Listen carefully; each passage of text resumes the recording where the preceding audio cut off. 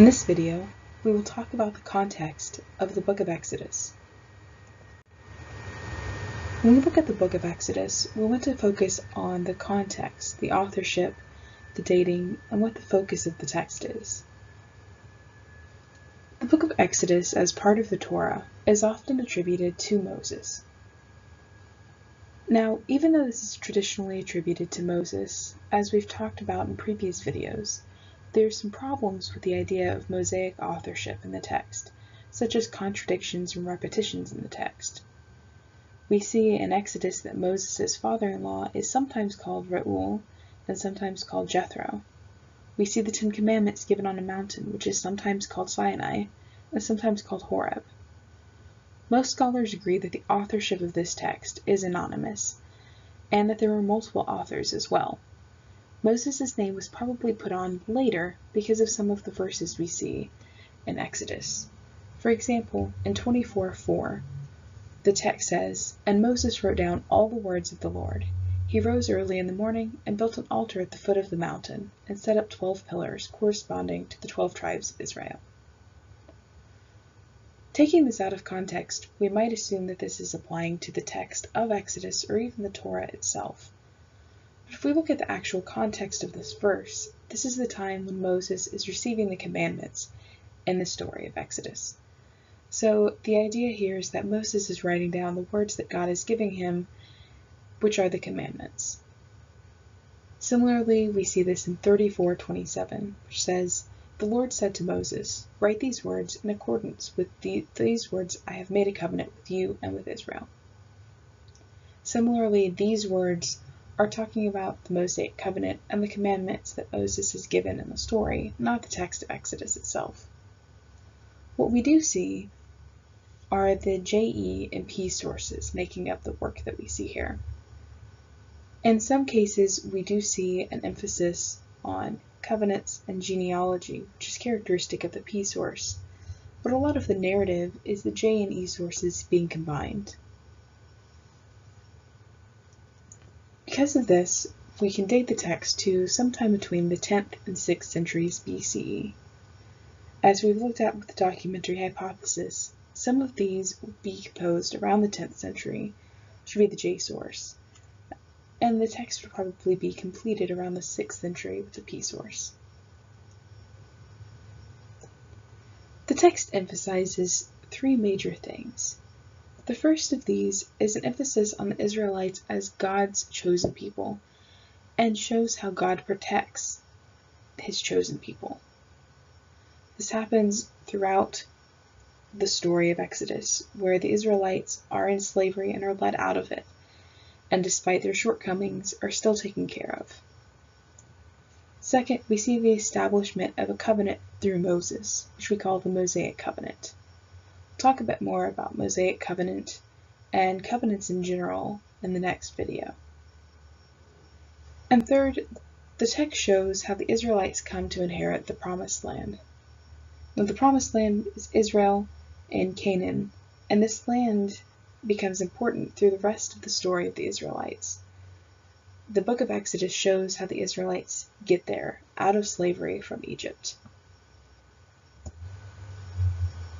Now remember that this text, even though it is set far before, was probably written finishing up in the 6th century BCE, which is the time that the Jews were in diaspora, or were exiled from their homeland. More than likely, the author of this text, at least the author of the P source, wrote this story to Jews in the diaspora to both commemorate the exodus from Egypt and also to provide hope. The hope here would be that if God saved the Israelites once and freed them from slavery, then again God could do the same thing and return them to their homeland. In Exodus 1-3, we see the story of the enslavement of Israel. In the story, we see the Israelites enslaved by the Egyptians, and the Pharaoh makes a command that every male child of the Hebrews is required to be killed. The idea here is that the male children would be more of a threat than the females. So in killing the men, the Pharaoh and the Egyptians could secure more power. we see, of course, a particular figure pop up in this tale, and this is the figure of Moses.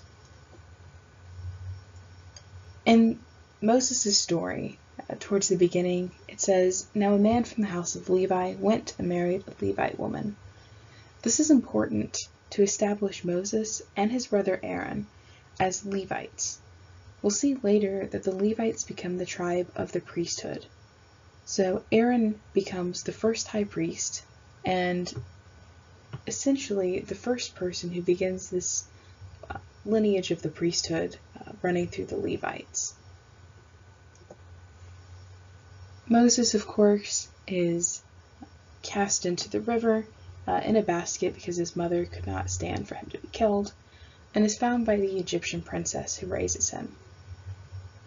Now, Moses is raised as both being an Israelite, but raised in the Egyptian court.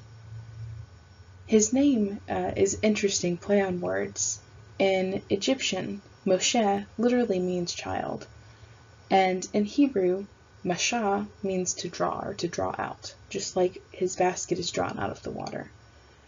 It's not really clear if there's one of these names that is, or one of these words that his name is based on, perhaps a combination of both, but there's definitely some significance to the name here.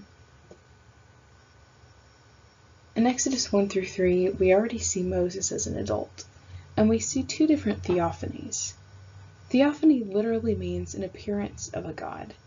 It's essentially some kind of visible manifestation of a god to humans. In chapter 3, verses 14 through 15, God appears to Moses in the burning bush and claims, "I am who I am." In chapter 6, verses 2 through 3, God appears again to Moses and says, "I am the Lord. I appeared to Abraham, Isaac, and Jacob as God Almighty, but by my name, the Lord, I did not make myself known to them." In the Hebrew, the word we see here instead of Lord is Yahweh. And Yahweh is actually a play on what we see previously in chapter 3, the "I am who I am." This is the first time that we see the name Yahweh, which translates in English to the Lord, actually used and revealed in the text, even though in the J-source we see that throughout Genesis. The book of Exodus is often popular because of the plagues that we see throughout the text. Now, the plagues were meant, at least in the story, to essentially force the Egyptians to let the Israelites go. However, we go through this strange series where the Egyptians are faced with a plague, and the Pharaoh decides he actually wants to let the Israelites leave, but for some reason, according to the text, God hardens the Pharaoh's heart. And we see 10 different plagues, and one of the most important is this last one, the 10th plague. Now, this plague is the killing of firstborns, and in the text, we see that the Israelites are told to put lamb's blood over their door so that they'll be passed over, and so that their firstborn will not be killed. However, the prince, the Pharaoh's son, is killed in this plague. Now, this is an interesting story, but what's most important here is that this is the beginning of the Passover festival. Now, the Passover festival is important in two ways. First, it combines the Festival of Unleavened Bread, which is an agricultural festival, with the sacrifice of a firstborn lamb, which is a pastoral festival. This holiday, this event, is something that from the time of Exodus has been crucial to the Jewish tradition.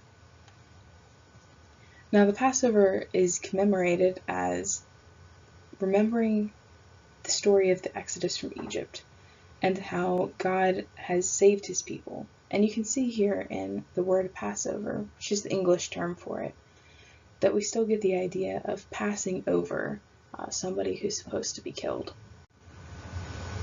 In the book of Exodus, we finally see the actual exodus or exit from Egypt, where the Israelites are finally fleeing from slavery.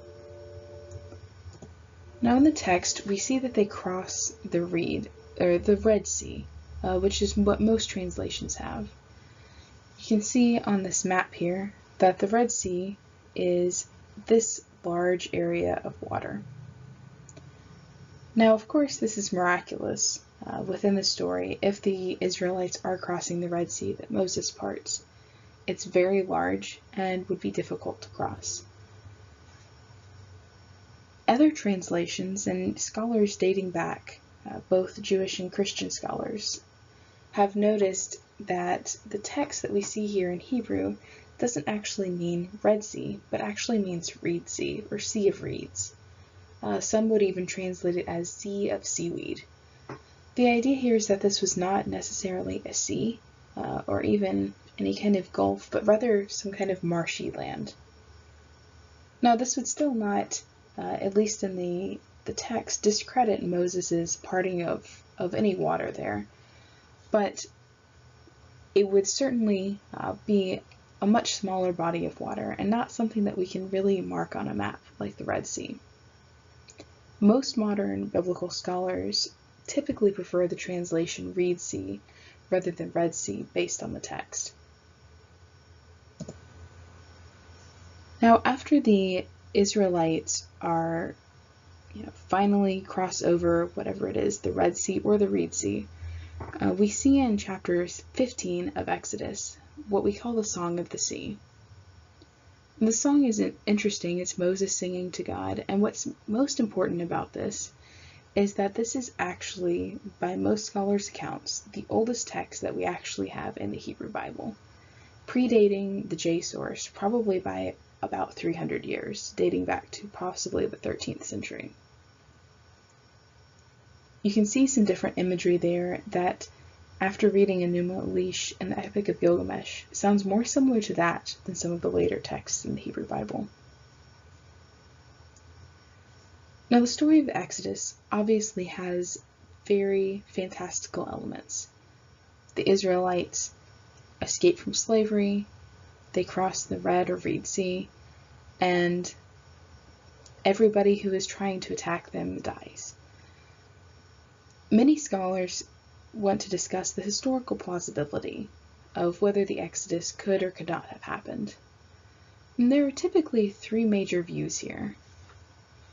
The first view is that the Exodus was essentially fictional, and rather than having much, if any, basis in truth, was simply created to give hope to Jews in exile in the 6th century who were living in diaspora. The second idea is that the Israelites were a small group descended from the Asiatics, who are referred to in Egyptian records, and who were enslaved in Egypt. They were able to escape, according to this theory, but the group was rather small in size. The group size that we see here, which claims that there were 600,000 people, is hyperbolic. It would still be considered miraculous, but this idea also claims that the deity the Israelites were praising and worshiping was one actually inherited from the Midianites, rather than being simply a new god. And the third theory is that the Israelites were not descended from the Asiatics, but were in fact the Asiatic group that we see referred to. In this theory, they were referred to in Egyptian records and went to Egypt because of the famine. In this case, the Exodus would probably occur towards the end of the Late Bronze Age. We do see, assuming that the Israelites were a group descended from the Asiatics, many people think that they could possibly be the Hyksos, who are referenced in some ancient texts, and who were a small religious group, which fits what we see with the Israelites. Regardless of which theory you ascribe to, or scholars think might be more plausible, we do know that at this point, the Israelites did exist based on extra-biblical sources. The first time that we ever see Israel mentioned in an extra-biblical source is in the Merneptah Stele in about 1209 BCE. The stele says, "Israel is laid waste and his seed is not." This claims that the Israelites were essentially conquered and destroyed, which could be a reference to the Israelites being enslaved. And notice that Israel is used here more as a name and rather than as a nation. What's important here is that Israel would not be mentioned if it was not some kind of significant power or threat at the time. Small communities would not be a major problem, but if you had a relatively large group of people, even if it were a few hundred who were causing a problem, then it might be worth mentioning them. The Merneptah Stele is the first time that we see Israel mentioned somewhere outside the Bible, and as we move forward, we'll note some of these other instances. Throughout the book of Exodus, we see the Israelites journey from Egypt towards the Promised Land. They encounter many difficulties on the way, such as hunger, in which manna from heaven is sent to them. Moses is given the commandments on the mountain, which we'll talk about in a later video when we talk about law codes. However, towards the end of Exodus, we see this odd incident, which we often refer to as the golden calf incident. In Exodus 32, Moses is still up on the mountain, and the people seem to be getting restless. They talk to Aaron, who's Moses' brother, and essentially has the role of a priest, and tells him in verse 1 of this chapter, "Come make gods for us. Who shall go before us? As for this Moses, the man who brought us up out of the land of Egypt, we do not know what has become of him."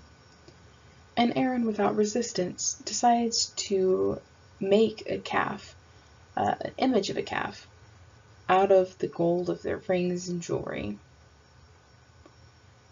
Now he does this and makes it into a calf image and says, "These are your gods, O Israel, who brought you up out of the land of Egypt." And Aaron makes the proclamation in verse 5 of this chapter that tomorrow should be a festival to the Lord. Now this is an interesting chapter because of all the things going on in here. It's often taken to be an example of idolatry, that the Israelites wanted something to worship besides their new God, Yahweh. Now this is often the traditional interpretation, and perhaps there's something to this. Aaron claims, "These are your gods. They're the ones who brought you out of the land of Egypt." However, there also seems to be this idea that the issue is not necessarily idolatry, but rather this idea that the Israelites are looking for something to celebrate for no reason. Aaron says tomorrow shall be a festival to the Lord. Again, this is to Yahweh, not to other gods. But the idea of having a new festival, something that's simply to eat and drink and have fun, rather than something with purpose, seems to be fruitless. Another possibility here is we see in Kings later with Jeroboam that Jeroboam sets up, and he's the king of the northern kingdom of Israel, sets up golden calves at Dan and at Bethel. And the Jeroboam in this text, which is probably written around the same time as Exodus, was seen as sinful essentially because he does not have the temple and worship centralized at Jerusalem. So Exodus 32 could simply be hearkening back to this incident. One of the other ideas is that the golden calf is not necessarily a god, but rather a vehicle for Yahweh. Now we see this in other religious traditions. If you know anything about Hinduism, Mesopotamian traditions, you know that gods are often depicted with animals that they ride on or that are seen with them. And what we see in the golden calf incident is possibly the idea that Yahweh needed some kind of vehicle to ride on, according to the Israelites. What we see here, and if this is the case, is that the Israelites are punished not necessarily for creating something to worship, but for thinking that they need to fit in with a society that they're supposed to be separated from. Now, this idea of being separated, being pure, is something that we're going to focus on in later videos, and becomes a central theme of the text in the Hebrew Bible. Whatever the sin that we see behind the golden calf incident is, we do see that Aaron, who becomes the founder of the priesthood, is essentially considered blameless. The Israelites are the one who take the brunt of the blame.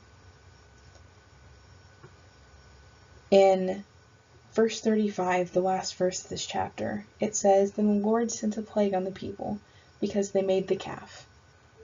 And then it notes the one that Aaron made. So again, even though Aaron was the one who actually made the calf and suggested it, the people were the one who ended up taking the brunt of the punishment. Now that we've reached the end of this video, you should be able to explain the authorship, composition date, authorial intent, and context of the book of Exodus, identify the emphases of the book and how they are seen in the text, and describe the background of important stories and events in the book, such as the Exodus from Egypt and the golden calf incident.